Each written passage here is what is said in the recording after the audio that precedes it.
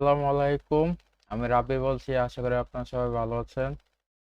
তো গত ভিডিওতে আমি দেখাইছিলাম যে কিভাবে শপিফাই লোকাল ইনস্টল করতে হয়। তো ইনস্টল দেওয়ার পরে আমরা অনেকেই সার্ভার এক্সটেনশন নামাইছিলাম। যেমন আমি এটার কথা বলছি। তো এটা আমরা ইনস্টল দিই সবাই। তো আমরা নর্মালি একটা সমস্যা ফেস করতেছি, তা হলো যেমন আমরা যদি এর উপর হভার করি মাউসের মানে কার্সর দিয়ে যদি হভার করি, দেখেন এখানে একটা হিরো আসে, কি request X document hover fail. তো এরকম মানে সমস্যাটা ফিক্স করার জন্য আমি ইউটিউবে দেখলাম, মেয়েদের তো মানে খোঁজা বের করলাম। তো একটা এই হিরো যাতে না হয়, তো একটা এক্সটেনশন পাইছি। সেটা হলো এই যে লিকুইড লিখে সার্চ দিবেন, এটা যদি ইনস্টল দেন, দেখবেন হয়ে গেছে। যেখানে হোভার করলে দেখেন আমার ডিটেলস লেখা আছে, কিন্তু আমার ওই ইরোটা কিন্তু এই থেকে আসতেছে, যে শপিফাই লিকুইড থেকে আসতেছে আমার এই ইরোটা। তো এটাই কিভাবে ফিক্স করব এটা আজকে বলবো। এটা আমি আনইনস্টল করে হলাই। তো করার পরে উম, এখনো ইরো আসতেছে। তো এখানে আমি যাব, গিয়ে এখানে যে আমার প্লাঙ্ক থিমে গিয়ে একটা ফোল্ডার ক্রিয়েট করব। রাসেল ভাইয়ের ভিডিও যারা 4 নাম্বারটা দেখছেন, আশা করি বুঝতে পারবেন। তো ফোল্ডার নাম দিলাম স্ন্যাপেজ, এন্টার দিলাম। এটা একটা ফাইল নিলাম ধরেন হেডার ডট লিকুইড।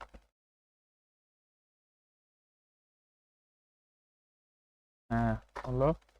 তো এখানে আমি একটা নাম দিব, ধরেন হেডিং 1 দিলাম। এর ভিতরে নাম দিব আমি, ধরেন দিস ইজ হেডার। সেভ করলাম। এখানে কিন্তু আমি এখনো করি নাই, এটা সেভ করলাম। তো আমরা এক কাজ করব, কন্ট্রোল শিফট পি একসাথে কিবোর্ডে চাপ দিব, বা ট্যাব যেটাই হোক চাপ দিব। তো এখন এই যে রিলোড লাগবে, রিলোড, এই যে দেখা আছে রিলোড উইন্ডো, এই যে ডেভেলপার রিলোড উইন্ডো, এটাতে যাব। ক্লিক করলে আমার এটা রিলোড হয়ে যাবে।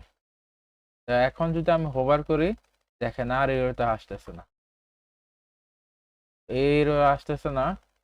তো এটা এইভাবে ফিক্স করলাম। তো আমি যদি আমার টার্মিনালে যাই, গিয়ে আমি যদি আমার ফোল্ডারে গিয়ে লাইভ সার্ভারটা ওপেন করি, উম,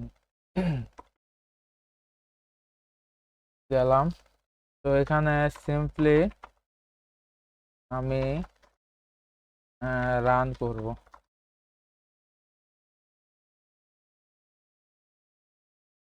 সমস্যা নাই। এখানে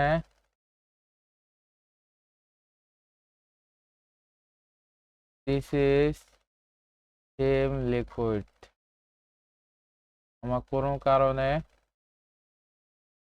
সিএসএসটা পাইনি বা হেডারটা পাই নাই। তো সেটা আমি দেখবো।